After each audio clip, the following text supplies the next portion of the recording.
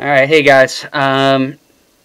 This is my line follow board. You got eight reflectance sensors there. The pull-ups and the current limit resistors, etc., etc. Now, each sensor is broken out to a pin. No big deal. Transistor to flip the lights on and off.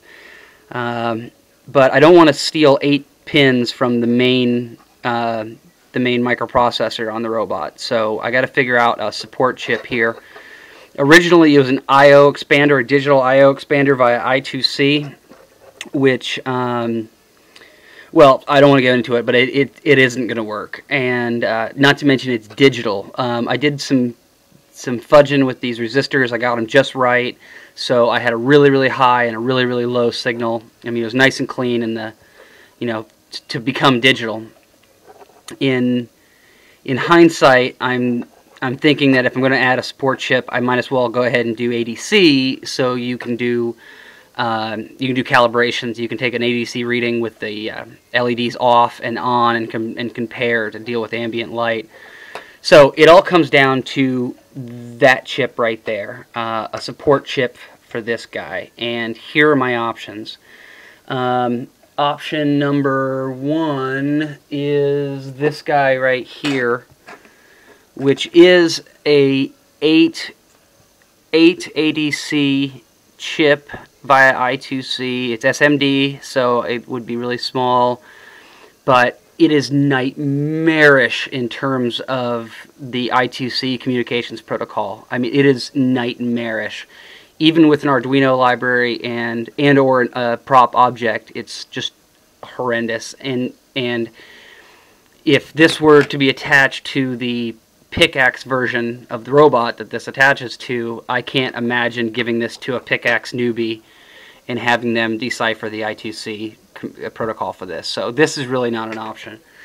I've been doing the standard Mouser stuff and Digi stuff, and I'm finding some stuff, some chips, but they're in the 10 to 30, literally the $10 to $30 range. So that ain't gonna work. So now I'm up to microcontrollers, and I'm just opening up the floor to comments what you think. But basically, my options are I can run this through a surface mount at Mega 328, run it as an Arduino. Now, the spec sheet says it's got, the SMD has 8 ADCs, which would cover me if I can indeed get a hold of those 2 extra ADCs, because on the regular Arduino board, you just got the 6. So I think I can get a hold of the other 2, but let's assume I can.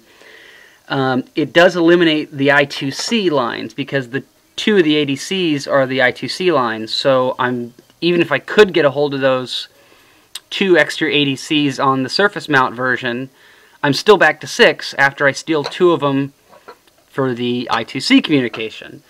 If I can get a hold of those 2 extra and I can actually have all 8 ADCs, then and I don't use I2C, then I'm going via serial, UART serial, which I'm not opposed to.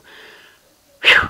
If I'm going to do serial, then why even bother with a full-strength Arduino when I can put a pickaxe 18M2, which I don't have an example of, but nevertheless, I could run an 18M2 for about $3.85 or so, just shy of $4. And I've got a ton of ADCs. I've got like 10, I think, ADCs on there, and I can run that through UART serial as well, and I can get it in an SMT version as well.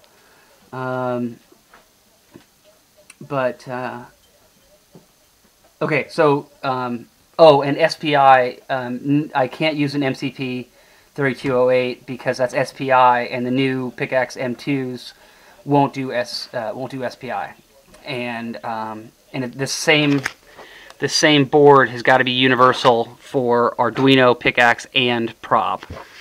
So that knocks out the chance of using the MCPs. So 5 minutes into this video.